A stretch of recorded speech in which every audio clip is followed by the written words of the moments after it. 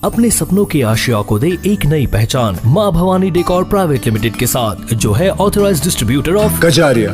देश की मिट्टी से बनी टाइल से देश को बनाते हैं। और जहाँ मिलती है सभी प्रकार के Indian and imported granite, marble, sanitary एवं कोटा स्टोन का अनोखा एवं आकर्षक संग्रह। माँ भवानी डेकोर प्राइवेट लिमिटेड मतलब a complete floor solutions. New 0 mile Dadar road, Muzaffarpur. Call 9934753111।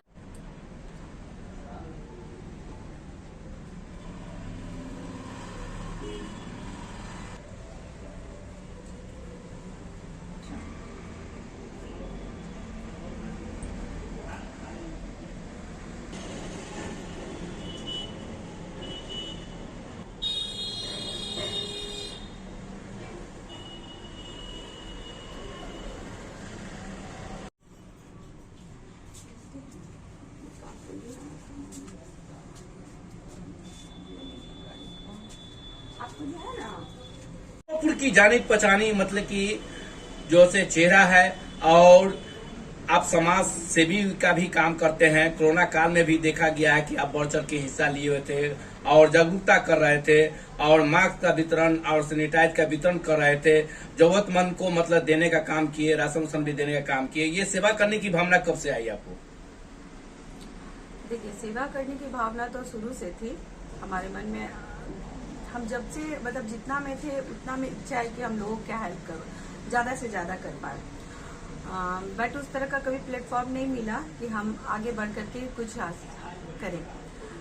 लेकिन यहाँ पे जब हम यहाँ के जो लोगों से जुड़े, महिलाओं से, तो मुझे लगा कि नहीं, हम थोड़ा बहुत किन्हीं को देखते हैं तो हमको लगता है कि नहीं, हम और ज्यादा करें। बस यही है। और प्रेरणा मुझे बचपन से थी, बट प्लेटफॉर्म नहीं मिलता था कि हम कुछ कर पाए।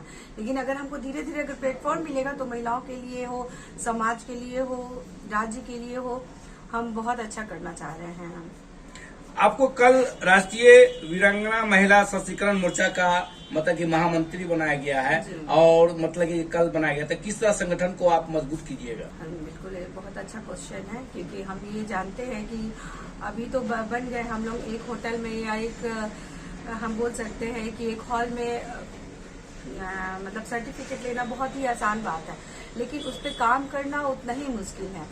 संगठन का मतलब होता है कि हम लोगों को एक साथ काम करना।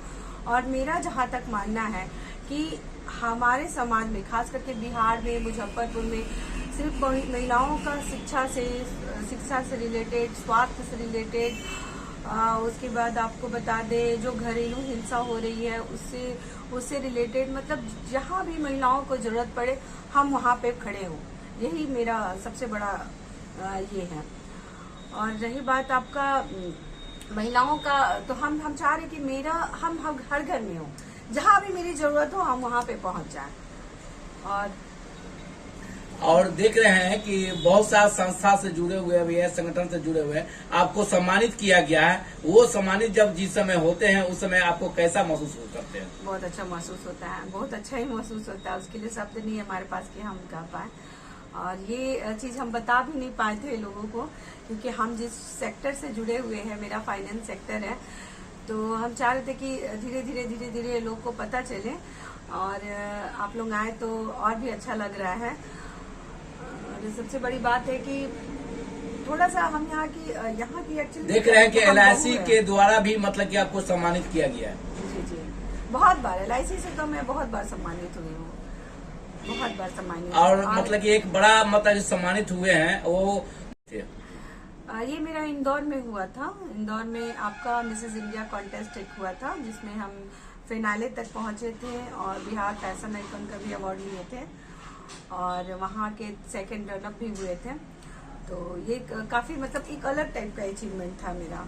हाँ, हम इसको आगे कंटिन्यू अभी नहीं कर पा रहे हैं, क्योंकि उस तरह का मतलब हम लोगों का जो भी प्रॉब्लम है, जिसके कारण कंटिन्यू। बट ये चीज अगर मुझे मिलेगा समाज के लिए, अपने लिए, लोग के लिए कुछ भी करने का, तो हम करेंगे ही करेंगे, चाहे वो फैशन के में हो।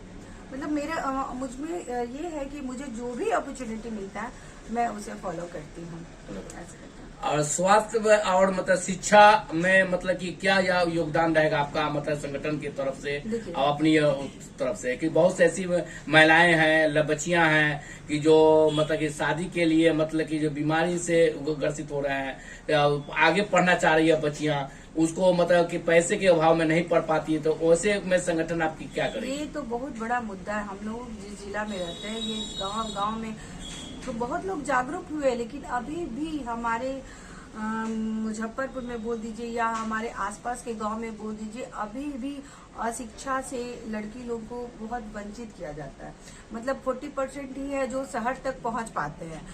शिक्षा मैट्रिक होने के बाद क्या होता है कि या तो शादी कराई जाती है या तो मतलब अपना पूरा लाइफ जो होता है ससुराल में दे दिया जाता है, या माँ बाप है तो कुछ आर्थिक ये के कारण बच्चियों को आगे नहीं पढ़ाना सकते हैं, या कहीं ना कहीं लड़कियों को पीछे घर में रख करके लड़कों को आगे बढ़ाया जाता है। तो जहाँ भी मुझे लगे कि नहीं वैसी लड़कियां हैं जिसको शिक्षा का अभाव है और वो लड़की कुछ करना चाह रही है, तो मैं वहाँ पे सबसे पहले खड़ी हो जाऊंगी कि नहीं, मैं उस लड़की को मतलब जो भी उसकी इच्छा है उसे मैं पूरा कर पाऊँ।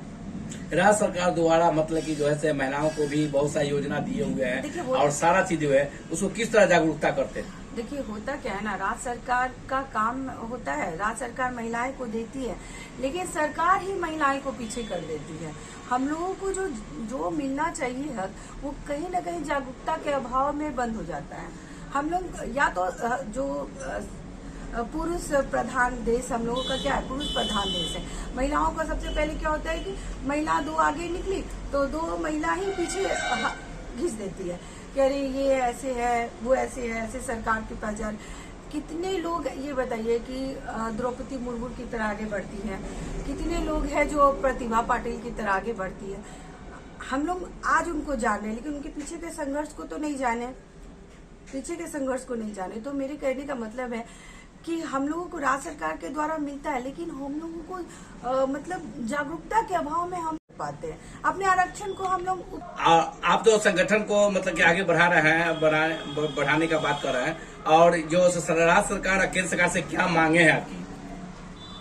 देखिए मेरा एक ही केंद्र सरकार से मांग है कि हम लोगों को मतलब लड़कियां को, बच्चियां को या जो भी महिलाएं हैं उनको अगर राज्य सरकार मदद करती है या केंद्र सरकार मदद करती है, तो जो भी घरेलू लघु उद्योग है, जैसे सिलाई हुआ, सिलाई कढ़ाई का काम हुआ, लहठी बनाने का काम हुआ, कंप्यूटर प्रशिक्षण का काम हुआ, जो अभी कंप्यूटर प्रशिक्षण आप देख रहे हैं कि बहुत तेजी से आगे बढ़ रहा है, तो कहीं ना कहीं लड़कियां लघु उद्योग में अभी बहुत पीछे है।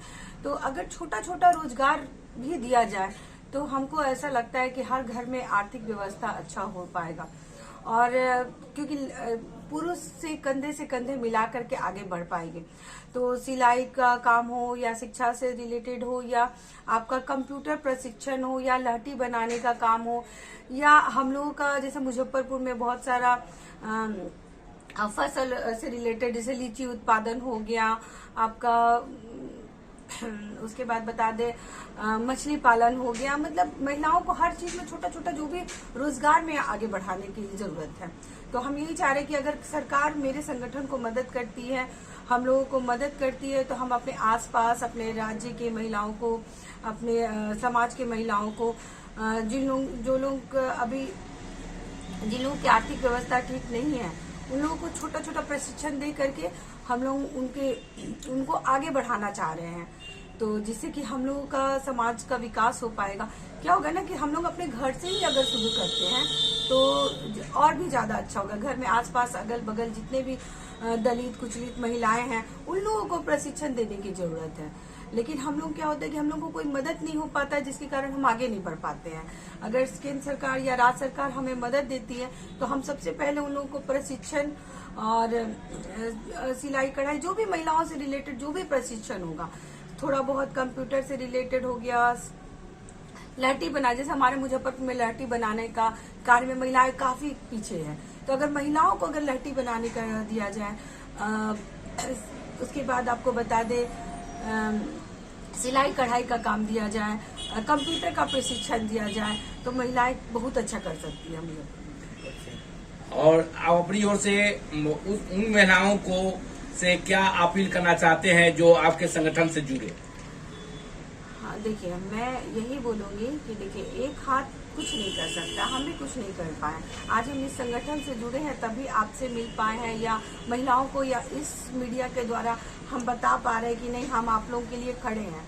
तो हम खड़े हैं तो मेरे पीछे आप लोगों की ताकत है जो मुझे आगे बढ़ने में प्रेरणा मिलेगी, और हम लोग सब साथ मिलकर के काम कर पाएंगे। और एक मतलब कहने का जागरूकता, धीरे धीरे जागरूकता बढ़ेगी, हर घर में बढ़ेगी तो हिंसा भी कमेगा।